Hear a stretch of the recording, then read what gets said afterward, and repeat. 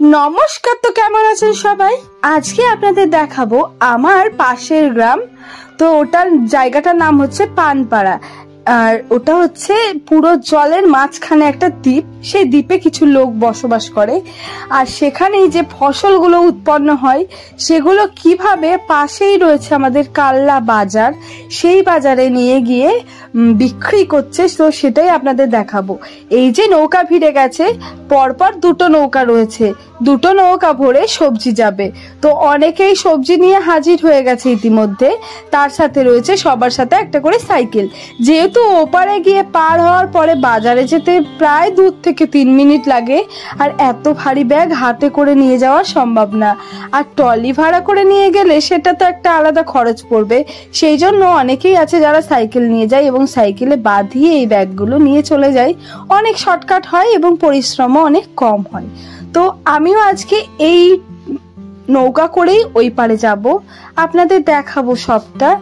আর এই যে দেখুন, গঙ্গা থেকে জল তুলে তুলে সবজিগুলো দিচ্ছে, যাতে সবজিগুলো ধুয়েও যায় আর ফ্রেশও দেখায়, সাথে অনেকটা সময় টাটকা থাকবে। তো এই জন্যই এরকম ভাবে গঙ্গা থেকে জল দেওয়া হচ্ছে। অনেক রকমের সবজি রয়েছে, পটল, বেগুন আর কলার তো কাঁধিগুলো দেখতেই পাচ্ছেন। ঠোঁটে কলার কাঁধি, কাঁচকলার কাঁধি, অনেক রকমের রয়েছে। আর কি পরিমাণে সব ব্যাগে জল দিচ্ছে দেখতেই পাচ্ছেন, একদম নিচ থেকে ওপর সব ধুয়ে যাবে। আর অনেক পরিমাণে সাইকেলে রয়েছে।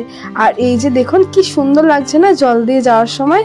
আমি তো হাত বাড়ালেই যেন জলটা আমার হাতে লাগবে, এতটা মানে ওপরে মানে জলটা উঠে গেছে।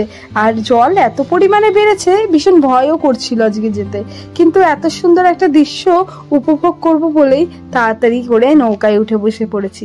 আর ওই যে দূরে একটা লঞ্চ দেখা যাচ্ছে, জাহাজও বলতে পারেন। আর এই যে কাছেই একটা, কি বিশাল, আপনাদের দেখাবো একদম কাছ থেকে।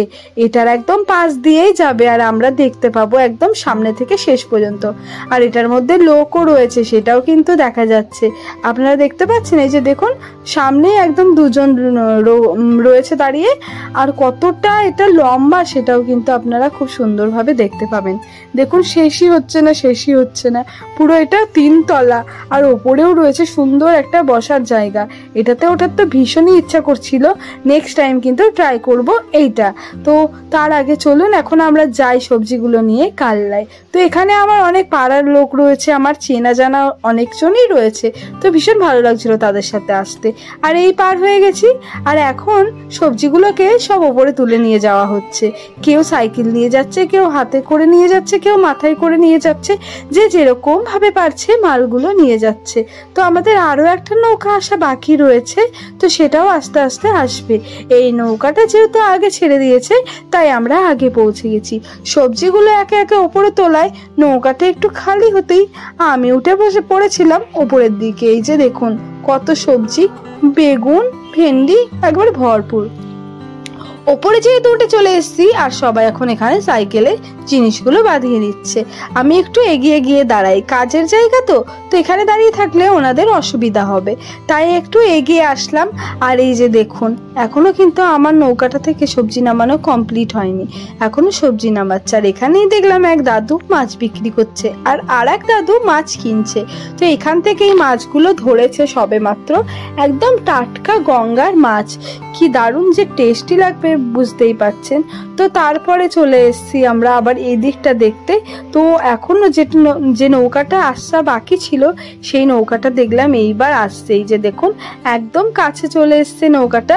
আর এটাতেও কিন্তু সবজি ভর্তি রয়েছে, আর অনেকেই রয়েছে দেখুন। তো এই যে এই নৌকাটা ভিড়ে গেলে তারপরে এটা দেখে চলে যাব। তো আমি যাব একটু কাল্লা টাউনে, তো ওখান থেকে বাস ধরে যাব বর্ধমান। তো সেই জন্যই আজকে এনাদের সাথে আসা। আর আরেকভাবেও আসা যায়, ওটা দিয়ে আসলে একটু লেট হয়, এটা দিয়ে আসলে একটু সহজ হয়। আর ওই যে দেখুন দূরে জাহাজটা দেখা যাচ্ছে। আর এখন আমি চললাম আমার গন্তব্যস্থলের দিকে, কাল্লাঘাট বাস স্ট্যান্ড। তো এখন টোটো করে নেব সামনে থেকে একটা। তো আজকের মতো ভিডিওটা এখন এখানেই শেষ করলাম। কেমন লাগলো ভিডিওটা অবশ্যই জানাবেন। তো সবাই ভালো থাকবেন, নমস্কার।